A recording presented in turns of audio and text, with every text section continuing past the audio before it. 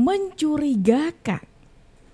Said Didu yang ngomporin orang-orang untuk serang Pak Jokowi dan makzulkan Mas Gibran justru menolak untuk menyerang PDIP. Lah, ini kan aneh. PDIP itu merupakan pendukung Pak Jokowi sejak dari Solo sampai presiden 2 periode. Pihak yang paling dekat dengan Pak Jokowi dari dulu ya Megawati dan PDIP. Ya walaupun sekarang sih sudah pisah ya. Jadi kalau semisalkan nih Said Didu mau serang Pak Jokowi, serang juga dong PDIP. Kok nggak mau? Kenapa nih? Kan jadi mencurigakan. Menurut saya sekarang begini, yang terjadi adalah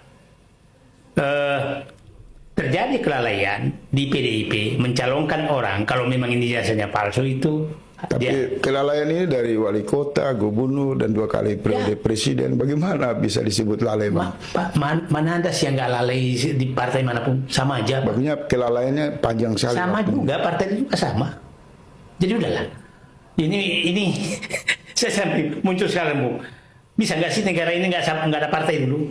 Karena sebenarnya partai ini ya hanya legalitas persekongkolan. Melegalkan persekongkolan di antara mereka. Loh. Ini Pak Said Didu sudah mulai untuk tidak mau menyinggol-nyinggol PDIP lebih dalam. Bahkan di sini justru dengan adanya isu mengenai ijazahnya Pak Jokowi, mengenai keaslian ijazahnya Pak Jokowi, di sini tetap saja Said Didu itu justru menyalahkannya Pak Jokowi. Di mana Pak Said Didu itu mengatakan kalau di PDIP itu lalai karena bisa meloloskan orang yang tanpa ijazah asli. Tetap Pak Jokowi juga yang disalahin. Waduh, kenapa PDIP-nya nggak disenggol-senggol lebih dalam lagi Pak Said Didu? Karena logikanya kan sekarang begini, Pak Jokowi mendaftarkan diri melalui PDIP. Harusnya kan PDIP lebih tahu soal itu kan? Masa iya sekelas partai besar yang katanya partai senior ini merupakan partai yang luar biasa lah di masa lalu ya. Terus kemudian meloloskan orang yang tanpa ijazah asli begitu? Masuk akal nggak kira-kira? Tapi ini ada yang menarik teman-teman. Bicara soal partai besar ya kan? Di sini ketika Said Didu ini sudah mulai untuk tidak menyenggol-nyenggol lebih dalam partai besar ini, kemudian saya jadi ingat kemarin itu sempat ada bocoran kalau aksi-aksi ini yang lagi rame ini bukan orang-orang yang pembuat gaduh ini yang menjadi dalangnya, tapi di balik mereka ada tokoh besar. Bung Silvester, Pak Jokowi ini kan bilang ada sosok besar atau nama besar di balik isu tudingan ijazah palsu hingga kasusnya ini berlarut-larut. Beliau menyentil nih, ada tokoh berbaju biru atau sosok berbaju biru. Ini mengacu ke siapa? Bung Silvester, tahu tidak? Iya, intinya sih bisa berbaju biru atau berbaju merah. Yang kalau kami melihat bahwa isu ini bukan hanya masalah ijazah palsu ya. Tapi ada isu matahari kembar, kemarin isu Indonesia gelap, dan juga isu pemaksulan yang mana. Nah ini teman-teman yang aku bilang tadi, ada bocoran mengenai sosok yang ada di balik mereka-mereka ini. Jadi mereka-mereka ini yang membuat gaduh bukan dalang yang sebenarnya. Ada orang yang istilahnya kayak membackingi mereka. Dan sosok ini sosok yang besar. Bahkan tadi sempat dikasih spill mengenai pakaian yang dipakai ya, pakaian yang digunakan, baju yang digunakan. Kalau kata Bung Silvester, kalau sebelumnya sempat ada narasi ini tokoh yang ada yang menjadi dalangnya ini tokoh berbaju biru. Di sini Bung Silvester memperjelas lagi nih, bisa juga nih bukan baju biru tapi bisa juga partai baju biru tapi bisa juga partai baju merah. Nah ini kode apa nih? Setelah tadi kita mendengarkan ada seseorang yang sudah mencoba untuk tidak menyenggol-nyenggol partai ini, apakah ada kaitannya dengan ini semuanya teman-teman? Tapi coba kita melihat bagaimana rekam jejaknya seorang Said Didu. Karena tadi sudah mulai menyerang-nyerang Pak Jokowi dan memang orang ini cukup konsisten untuk dalam hal menyerang Pak Jokowi ya teman-teman ya. Terus kita coba melihat bagaimana rekam jejaknya seorang Said Didu. Rekam jejak busuk Said Didu dengan sengaja menggunakan fitnah sebagai alat untuk menekan banyak pihak. Seperti provokasi terhadap PIK 2, Said Didu menuduh pengembang membeli tanah dengan seharga 50.000 per meter. Namun, faktanya, pada tahun 90-an, Said Didu sendiri membeli tanah 10 hektar di Pegadangan Ilir Kronjo dengan harga 2.000 perak per meter. Tidak berhenti di situ, Said Didu juga menuduh PIK 2 merampas tanah warga. Tapi ironisnya, tahun 1995 justru Said Didu dengan tega terbukti memanfaatkan mafia tanah dalam kasus dengan Daeng Bado demi memperkaya diri. Bagaimana mungkin dia bisa mengerjai tukang becak ya? Daeng Bado itu tukang becak. Lalu, dia berkoar soal dugaan korupsi di PSN PIK 2. Justru, Said Didu diduga kuat terkait dugaan korupsi. Pasalnya, Said Didu pernah dilaporkan ke KPK oleh Presiden Gus Dur. Hal ini dikaitkan dengan dirinya tidak pernah melaporkan harta kekayaannya kepada LHKPN selama menjadi pejabat. Kayak gitu, maling teriak maling. Ternyata rekam jejaknya sangat buruk sekali ya. Sangat-sangat buruk sekali. Tukang provokator dia memang, dari dulu ya. Seorang provokator dari isu-isu yang saat ini sedang berkembang, bahkan isu-isu yang sudah berlalu teman-teman. Dan dia ini bahkan sampai pernah dilaporkan oleh Presiden Gus Dur. Wah, ini berarti narasi-narasinya semakin mencurigakan dan mengkhawatirkan teman-teman. Selain itu juga, kayak gini loh, orang dengan rekam jejak seburuk ini loh ya, itu kok bisa-bisanya masih menyalahkan Pak Jokowi menjadi penyebab dari kerusakannya Pak Prabowo Subianto. Kebayang nggak? Kerusakannya Pak Prabowo, waduh ngeremehin banget orang ini. Rusaknya Prabowo itu karena Jokowi. Tapi kenapa sudah nggak ada yang berani menyalahkan Jokowi? Dari pembicara tadi. Saya punya hipotesa, negara tidak akan pernah selamat selama Prabowo tidak lepas dari Jokowi. Itu hipotesa pribadi. Kalau hipotesa saya, negara akan selamat semisalkan terbebas dari orang-orang seperti Anda, yang selalu menjadi kompor, yang selalu menjadi provokator. Saya Pak, jadi agenda kita, mungkin cuma saya tidur kali, adalah bagaimana menyingkirkan virus-virus Jokowi di diri Prabowo. Itu agenda kita. Kalau saya, bagaimana membasmi virus-virus Said Didu di Indonesia. Mengkhawatirkan sekali orang ini. Masih bisa loh, orang dengan rekam jejak seburuk itu, yang saat ini berusaha untuk melindungi atau menjilat gitu ya, sebuah partai di Indonesia, salah sebuah partai di Indonesia. Dan sampai detik ini dia masih menarasikan mengenai kebobrokan katanya ya Pak Prabowo Subianto, yang mana penyebabnya itu dari Pak Joko Widodo. Itu aja terus yang dibahas. Itu aja terus yang dinarasikan. Kayak gak ada yang lain gitu loh ya. Kira-kira nanti plot twist di akhirnya kayak gimana ya? Kalau tadi sempat melaporkan terkait menarasikan mengenai tanah-tanah tadi, ternyata dia ujungnya, dia yang seolah teriak-teriak ternyata dia malingnya. Kira-kira kali ini plot twistnya kayak gimana nantinya? Dan selain itu teman-teman, selain perkara Pak Said Didu yang menjadi provokator, ada juga nih sosok lain lagi yang berusaha untuk menjadi provokator di Indonesia ini. Gue udah di titik capek ngomongin drama ijazah Jokowi. Ada yang lebih penting. Lo tahu nggak bahwa Presiden ke-7 Joko Widodo harusnya bisa diadili dan dipenjara lebih berat dibanding Tom Lembong kalau menggunakan logika hakim pada vonis pidana Tom Lembong. 1. Tom Lembong dipenjara karena mengedepankan ekonomi kapitalis. Wes, Joko Widodo ini jagonya bos. Mukanya boleh wong deso. Ekonomi kapitalis mentok. Hak guna usaha untuk IKN. Dia buat 190 tahun lamanya.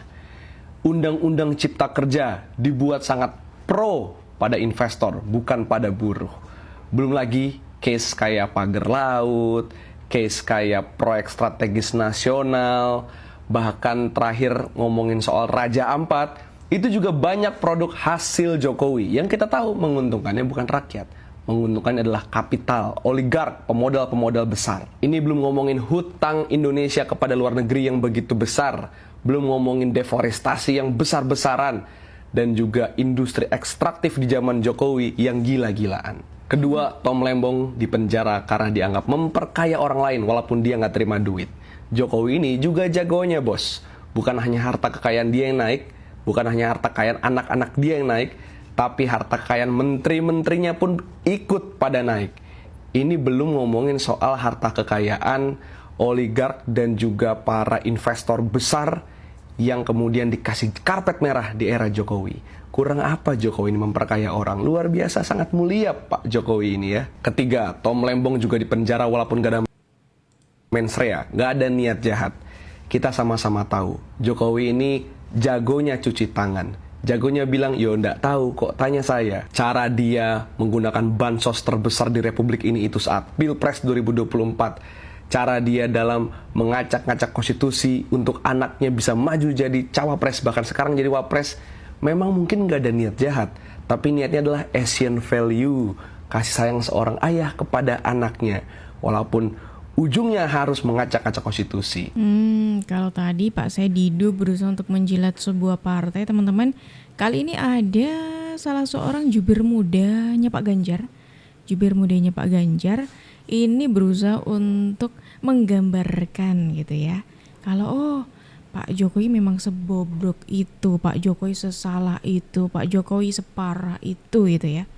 Dan ini dibandingkan dengan kasusnya Pak Tom Lembong, yang mana Pak Tom kemarin kan habis divonis ya teman-teman ya. Oh berarti Bung Firdian ini berusaha untuk menarasikan ada di pihaknya Pak Tom Lembong begitu. Makanya narasinya seperti itu. Sekarang logikanya begini deh Bung ya. Pak Tom itu kan sudah diputuskan bersalah. Kok masih bisa sih Anda membela seorang koruptor? Baru kali ini ada koruptor tertangkap tapi banyak yang bela.